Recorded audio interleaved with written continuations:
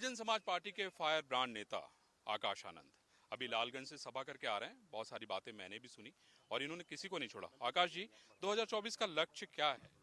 2024 में जैसे आप जानते हैं कि बहन जी को प्रधानमंत्री बनाने के लिए यहाँ पर हमने ही पूरी पूरी पार्टी के हर एक कार्यकर्ता, हर एक समर्थक इस वक्त बहन जी को प्रधानमंत्री बनाने की पूरी पूरी ताकत में लगे हुए हैं जी।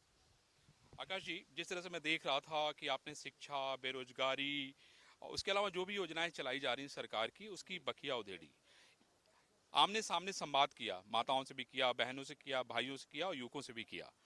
आपके मन में अभी क्या चल रहा है? क्या किस तरीके से देख रहे हैं? जो हालात हैं उसको किस तरीके से देख रहे हैं? देखिए, चाहे वो शिक्षा हो, सुरक्षा हो, चाहे रोजगार हो, तीनों मुद्दों पे हम हर अपनी मीटिंग में अपने युवाओं साथियों के साथ अपने लोगों के बीच में जाके वो मुद्दे उठाते हैं, क्योंकि वो सबसे ज़्यादा ज़रूरी मुद्दे हैं आज की डेट में। और केंद्र की सरकार और विपक्षी पार्टियां भी इनको गंभीरता से नहीं ले रही है। तो हमारा लक्ष्य है कि अगर बहन जी को प्रधानमंत्री बनाने का जो हमारा सपना है पूरा हो पाता है, तो बहन जी भी इन्हीं तीन चार कोर मुद्दों को लेकर अपनी पॉलिसी और वो सब फ्रेमवर्क करेंगे। अच्छा, अगर जी एक और लोगों के मन में बहुत बड़ा सवाल है। अयोध्या को लेकर सरकार ये कह रही है कि भाई ये जो है भारतीय जनता पार्टी ने बनाया है, ठीक है ना, लेकिन बाबरी मस्जिद पे सरकार ने कोई बात नहीं की। उस पे आपका क्या रिएक्शन? देखिए, बहन जी ने इस पे पहले स्टेटमेंट दी थी कि जब राम मंदिर बना था तब बहन जी ने उसको भी वेलकम किया था, और जब बाबरी मस्जिद बनेगी तो उसको भी वेलकम किया जाएगा जी। आपकी सोच स्पष्ट है, उसमें कोई कंफ्यूजन नहीं? बिल्कुल नहीं, हर धर्म बराबर है। भारत डेमोक्रेटिक कंट्री है जहाँ पे जो बाबा साहब ने संविधान दिया है उसमें सब समाज के सब लोगों को एक बराबर का स्थान दिया है। तो हम उसी को इम्प्लीमेंट करने की पूरी पूरी कोशिश करेंगे। इसमें आजकल एक बड़ी चर्चा चल रही है, रंगनाथ मिश्रा कमेटी की चल रही है, सच्चर कमेटी की चल रही है। मैं बहुजन समाज पार्टी की जब सरकार थी तब भी मैंने उसको बहुत नज़दीक से देखा था। बहुत मायावती जी को भी नज़दीक से देखा था, काशीराम जी को भी देखा था। मुझे आप ये बताइए कि अभी फिलहाल एज ए आकाश आनंद के तौर पे अगर मैं आपसे बात करूं, तो जो कुछ भी चल रहा है सच्चर कमेटी को लेके, रंगनाथ मिश्रा कमेटी को लेके, मुसलमानों को आरक्षण दिए जाने को लेके, जाति जनगणना को लेके, उस पर आपका क्या रुख है? देखिए, ये सब बहुत अच्छी सुनने में बातें हैं, ये बहुत अच्छी कमेटी तैयार करी जाती है, ये मार्केटिंग स्टंट तो बहुत अच्छा है। पर अगर आप ज़मीनी स्तर पे देखें तो वो जो भेदभाव है, वो जो एक मुसलमान के खिलाफ एक जो मानसिकता रखी है सरकार ने, वो झलकती है, वो दिखती है इनके कामों में, एक्शंस में। तो ये आई थिंक वाइट वॉशिंग के लिए अगर कुछ काम करते हैं तो वो एक वाइट वॉश के अलावा और कुछ नहीं। अच्छा, समाजवादी पार्टी ये दावा कर रही है कि नहीं भाई, जो है हम मुस्लिमों के हिमायती हैं। लेकिन हमने देखा कि अगर हम मुसलमान और यादवों की बात करें जी। तो बहुत ज़्यादा टिकट्स तो उन्होंने नहीं दिए। यादव में तो किसी को नहीं दिया शायद, परिवार के अलावा। परिवार के अलावा। हाँ, मैं यही कह जी। रहा हूँ। जी। तो देखिए, जो है कि उन्होंने सारी जगह ऐसे ही कैंडिडेट उतारे हैं जो उनके परिवार से हैं, सारे के सारे यादव उनके परिवार से हैं। अगर उन्हें रिप्रेजेंटेशन देना ही है तो अपने परिवार से हट के कुछ और टिकटें बांटते समाज से। मैं अभी देख रहा था कि बहुजन समाज पार्टी के एक प्रत्याशी वहाँ दिख रहे थे मुझे लालगंज में, जब मंच पे सारे लोग थे, जी। यादव जी। अब कहा जा रहा है कि बढ़िया चुनाव लड़ रहे वो तो बीएसपी के सारे प्रत्याशी बहुत मेहनत से लगे हैं।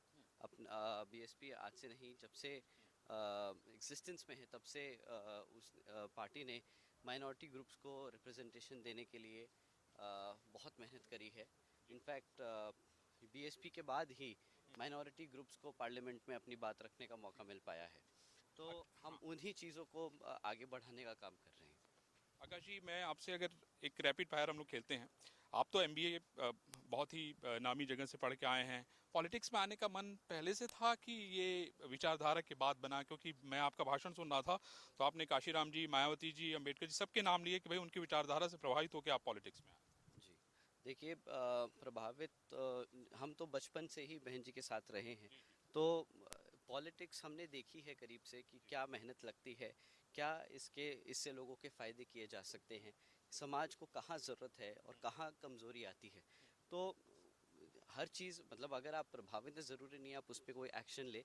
तो ये बहन जी का और सीनियर लीडर्स का डिसीजन था कि परिवार से कोई आगे आए और अब इसमें हाथ बटाए पार्टी के कामों में, तो उसको ही हम ऑनर कर रहे हैं, ऐसा कुछ। उसको आगे बढ़ा रहा है। जी जी जी। आकाश जी, आपको वक्त मिलता है तो क्या करना पसंद है आपको? पहले तो अपने सभी साथियों लोगों से बात करना बहुत अच्छा लगता है। जितनी हम बात करते हैं उतना ही हम समझते हैं कि तकलीफ और दिक्कतें क्या हैं। जी भी। तो खाली समय में उनसे बात करते हैं, और बाकी जो हर कोई कोशिश करता है लोगों से मिलता रहे, जुलता रहे, ताकि जब समय आए जब समय आए तो लोगों की मदद करने पे जो एक्चुअली इश्यूज हैं उनको रेज कर पाए। देश और दुनिया में आपका फेवरेट व्यक्ति कौन है, जिससे आपकी इच्छा होती है कि कभी वक्त मिला तो मैं मिलूंगा? बहन जी हैं, और मिलने का मौका बहुत बारी मिला। बहन जी के साथ तो आप रहते ही। हाँ, तो फेवरेट इंसान अगर हमारी बहन जी हैं तो फिर क्या उसमें कोई गलत बात थोड़ी ना है। नहीं, बहुत अच्छी वहाँ बात पे है। जितने भी सब लोग हैं, आई एम श्योर सब बहन जी का ही नाम लेंगे, और सब चाहेंगे कि बहन जी से सब मुलाकात कर सके। तो खाने में आपको सबसे ज्यादा क्या पसंद है? खाने में जो दाल रोटी है सब की तरह वैसे ही खाते हैं, वो भी बहुत पसंद है। खाना बनाना आता है थोड़ा बहुत? हाँ, आता है, बिल्कुल आता है। क्या क्या बना लेते हैं? दाल रोटी चावल चिकन मटन सब बना लेते हैं। यानी आप बहुत अच्छे कुक हैं। नहीं नहीं, बहुत अच्छे कुक नहीं है, आप खाएंगे तो पेट खराब हो जाएगा। आकाश जी, एक आखिरी सवाल। हम आपको भविष्य में किस तरीके से देखें, क्योंकि मैं वहाँ पब्लिक में जब बात कर रहा था तो लोगों को बड़ी आशाएं थी। मैं बहुत सारे महिलाओं से वहाँ पे लालगंज में मिला, उनसे बात की, तो उनको लग रहा था कि एक ऐसा व्यक्ति जो पढ़ लिख के आया है, एक ऐसा व्यक्ति जिसको पता है कि नहीं हमारी जीएसटी कहाँ जा रही है, एक ऐसा व्यक्ति उसको पता है कि हम जब टैक्स दे रहे हैं ना तो वो हमारे खून पसीने की कमाई है। आकाश आनंद को हम किस तरीके से देखें आगे, जब हम भविष्य देखेंगे तो आकाश आनंद का भविष्य किस तरीके से देखें? देखिए, जो जनता के पैसों का इस्तेमाल किया जाता है वो जनता की मंजूरी से होना चाहिए। अगर जनता उसके खिलाफ है, कि अगर कोई डिसीजन लिया जा रहा है और जनता उसके फेवर में नहीं है, तो वो ट्रांसपेरेंसी आई थिंक अभी मिसिंग है पूरी गवर्नमेंट मशीनरी सिस्टम में। तो आई थिंक उसी पे काम किया जाएगा, ताकि लोगों को पता चले कि उनके टैक्स का पैसा जा कहाँ रहा है। आपका भाषण सुना था, आप जो भाषण लिखते हैं या बताते हैं, बहन जी से भी उसमें राय रहती है, लेकिन बहुत बढ़िया भाषण दे रहे थे। देखिए, बहन जी उसमें जो उनकी किस तरह से भूमिका? मुद्दे और जो कंटेंट है वो बहन जी की ही तरफ से आता है, कि वो बताया जाता है कि क्या चीज़ पे बात करनी है, तो वो बहन जी का ही सारा बेस है। नतीजे के पीछे की ताकत बहन जी है। बहन जी हमारी भगवान है, यहाँ पे जितने भी लोग हैं हमारे साथ साथ बहन जी हमारी भगवान है। चलिए जी। आकाश, हम समझेंगे कि भविष्य आपका उज्जवल हो, और हम लोग फिर कभी बात करेंगे और ढेर सारी बातें करेंगे। आपको बहुत thank you very much, thank you very much.